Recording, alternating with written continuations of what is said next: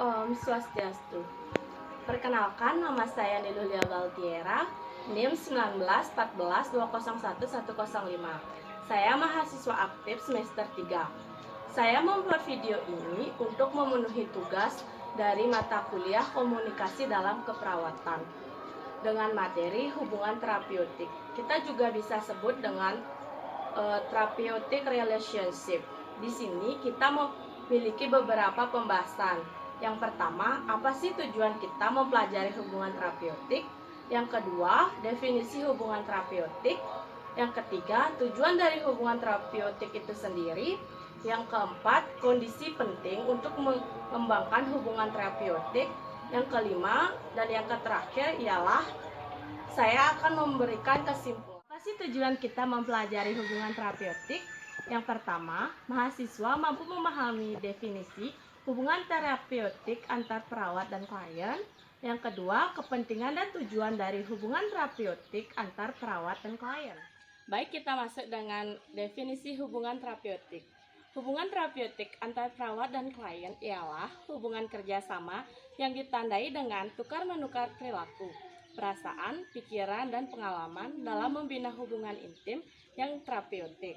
Hubungan terapeutik ialah hubungan interpersonal yang merupakan sebuah proses yang dilakukan oleh perawat dan klien, tetapi dititik beratkan pada usaha perawat dalam memberikan dan memenuhi kebutuhan fisiologi interpersonal.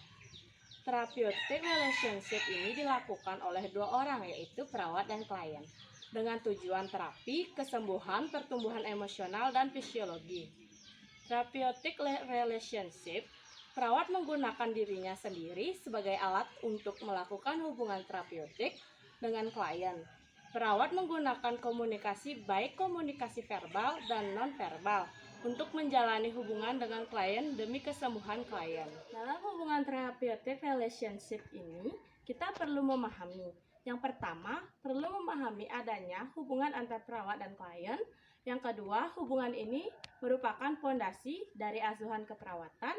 Yang ketiga, hubungan ini bersifat mutual. Yang keempat, kedua pelaku hubungan ini harus saling mengenal keunikan dari masing-masing pribadi dan keunikan statusnya sebagai manusia.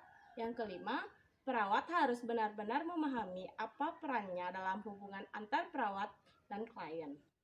Adapun peran perawat sebagai memberi kita kesempatan untuk yang pertama, identifikasi dan gali masalah dalam berhubungan dengan orang lain. Yang ketiga, temukan cara sehat untuk memenuhi kebutuhan emosional. Yang ketiga, rasakan hubungan pribadi yang memuaskan. Dalam hubungan therapeutic relationship, kita perlu memahami yang pertama, perlu memahami adanya hubungan antar perawat dan klien. Yang kedua, hubungan ini merupakan foundation dari asuhan keperawatan. Yang ketiga, hubungan ini bersifat mutual. Yang keempat, kedua pelaku hubungan ini harus saling mengenal keunikan dan dari masing-masing pribadi dan keunikan statusnya sebagai manusia. Yang kelima, perawat harus benar-benar memahami apa perannya dalam hubungan antar perawat dan klien.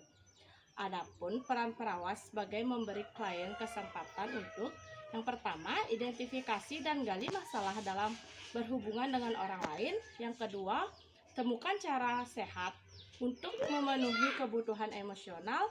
Yang ketiga, rasakan hubungan pribadi yang memuaskan. Adapun tujuan hubungan terapeutik ini yang pertama, kesadaran diri, penerimaan diri dan meningkatkan kehormatan diri. Yang kedua, identitas pribadi yang jelas. Yang ketiga, kemampuan untuk bentuk keintiman, ketergantungan dan hubungan interpersonal. Yang keempat, mendorong fungsi dan meningkatkan kemampuan terhadap kebutuhan yang memuaskan. Adapun tujuan dari hubungan terapeutik yang pertama, kesadaran diri, penerimaan diri, dan meningkatkan kehormatan diri. Yang kedua, identitas pribadi yang jelas.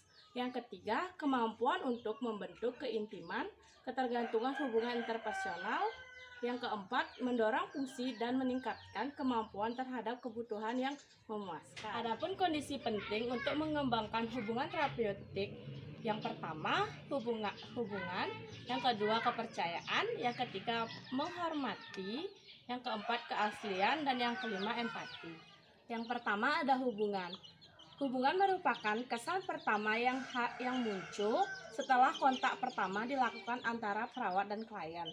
Respon dapat muncul karena ada perasaan diterima, kehangatan, persahabatan, kesukaan yang sama, dan tingkah laku yang tidak memberi penilaian yang negatif. Contohnya, tersenyum dengan lembut, menjawab pertanyaan klien dengan cerdas dan tidak menyinggung, menanyakan kabar dan keadaan klien. Yang kedua itu kepercayaan, merupakan fondasi dari hubungan terapeutik yang baik. Kepercayaan harus diperoleh oleh perawat dengan klien. Oleh karena itu, perawat harus mampu berbahasa dengan klien. Untuk mendapat kepercayaan dari klien, perawat harus menunjukkan sikap caring kepada klien. Yang pertama, selalu ada saat klien membutuhkan pertolongan. Yang kedua, menepati janji. Yang ketiga, jujur. Yang keempat, bertanggung jawab. Dan kelima, bisa menyimpan rahasia dengan baik. Ketiga, ada keaslian. Adalah sikap di mana kita mempercayai nilai diri seseorang meskipun dia memiliki tingkah laku yang tidak sendiri pun tidak dapat menerimanya. Perawat harus menaruh sikap hormat kepada klien meskipun klien menunjukkan sikap yang tidak biasa bagi masyarakat kebanyakan. Beberapa sikap yang dapat ditunjukkan oleh perawat untuk menunjukkan rasa hormat pada klien. Misalnya, selalu menyapa dan memanggil nama klien, mengucapkan salam, selalu menyediakan waktu untuk klien, dan selalu menjawab semua pertanyaan klien maupun kita sedang sibuk. Yang keempat ialah keaslian. Sikap apa adanya dari seorang perawat. Sikap di mana perkataan sejalan dengan perbuatan atau perilaku. Yang ketiga, sikap tidak berpura-pura di depan klien. Sikap apa adanya adalah salah satu sikap yang mampu mengantarkan perawat untuk mendapatkan kepercayaan dari klien. Kelima, ada empati. Kemampuan yang dimiliki oleh individu untuk bisa merasakan apa yang dirasakan orang lain. Perawat harus memiliki sikap empati dalam dirinya agar dapat ikut merasakan apa yang dialami oleh klien dan apa yang dipikirkan oleh klien, sehingga dapat mempercepat proses penyembuhan klien. Perawat juga dituntut untuk mampu menunjukkan perasaan empati ini dalam bentuk kata-kata dan mampu mengekspresikan dalam bentuk perilaku. Baik, kita masuk dengan pembahasan yang terakhir, yaitu kesimpulan. Hubungan terapeutik harus memiliki arah hubungan yang sistematik, sejalan dengan proses keperawatan yang berkesinambungan, efektif, dan efisien. Sekian yang bisa saya sampaikan. Saya ucapkan terima kasih dan Om Santi.